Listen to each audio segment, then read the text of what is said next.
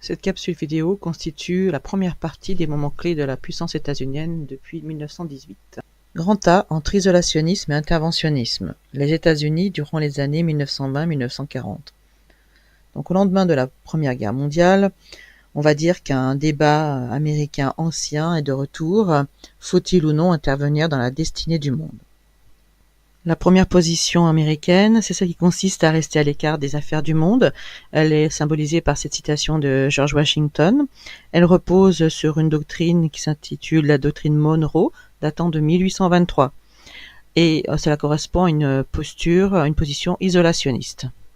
Une seconde position se développe dans la deuxième moitié du XIXe siècle, celle d'une destinée manifeste pour ce pays. Les États-Unis auraient un rôle de messie et devraient sauver le monde. C'est ce qu'on appelle l'interventionnisme.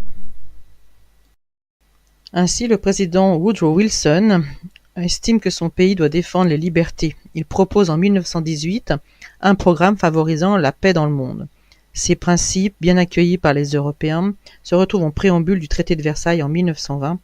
Il fonde la Société des Nations. En 1920, on peut dire que Wilson est contesté. Au moment de la campagne présidentielle, le candidat républicain Harding est élu avec un programme isolationniste sur un slogan qui repose sur America First. L'Amérique met en place des quotas d'immigration et favorise le nativisme des WASP. Les États-Unis ne veulent pas d'alliance contraignante. Ils refusent donc de ratifier le traité de Versailles en mars 1920. Par conséquent, ils ne feront jamais partie de la Société des Nations. Toutefois, à la même époque, les États-Unis maintiennent leur influence en Amérique latine. Pour eux, ce territoire correspond à leur chasse gardée, à leur zone de sécurité. Ils pratiquent volontiers la diplomatie du bâton, la Big Stick Diplomacy. Entre 1935 et 1937, le Congrès américain vote des lois de neutralité, interdisant les ventes d'armes et les prêts aux pays en guerre. Impossible donc pour Washington d'aider Paris et Londres face aux revendications d'Hitler. L'isolationnisme perdure. En 1939, Roosevelt obtient l'adoucissement des lois de neutralité par l'ajout de la clause cash and carry. La vente d'armes est ainsi possible à la France et à la Grande-Bretagne si ces deux pays payent comptant et se chargent du transport. En mars 1941, la loi Preble permet aux États-Unis d'aider les pays luttant contre l'Axe sans entrer directement en guerre. Ils mettent gratuitement à disposition des armes pendant la durée du conflit. L'isolationnisme américain est donc relatif. Enfin, en août 1941, Roosevelt signe avec Churchill la Charte de l'Atlantique qui reprend les idées de Wilson, à savoir le désir d'une paix fondée sur le droit et les libertés. Grand B, une intervention décisive dans la Seconde Guerre mondiale, 1939-1945. Donc il faut savoir que les États-Unis s'engagent totalement dans la Seconde Guerre mondiale après l'attaque de Pearl Harbor en décembre 1941. Un rappel rapide de choses que vous avez vues l'an dernier.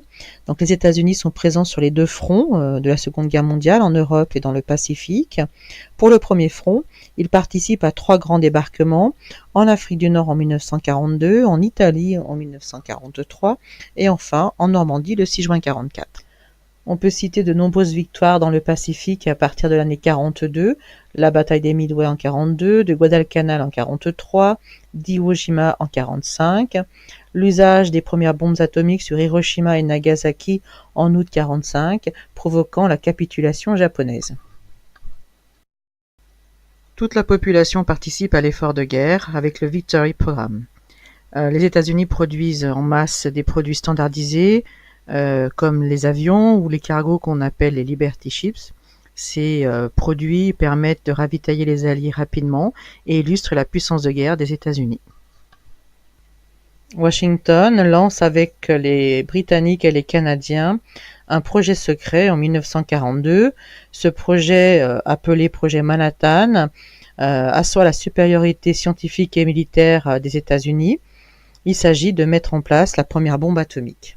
Les États-Unis ont pris conscience de l'enjeu des renseignements pendant ce conflit.